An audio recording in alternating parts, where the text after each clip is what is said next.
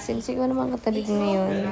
Lagi mo naman katabi. Kaya nga, hindi, anong thoughts mo about LDR?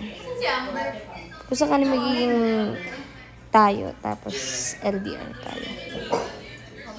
LDR is very hard situation.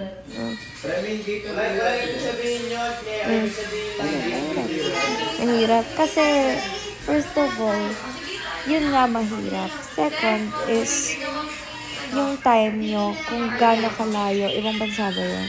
Hindi, basta Siyempre, pag nasa ibang bansa, magkaiba kayo ng oras. Hindi, what if mga province lang, pero, ayun, province. Still, magkaiba kayo ng routine. Kung magkaiba kayo ng lugar, magkaiba kayo ng routine.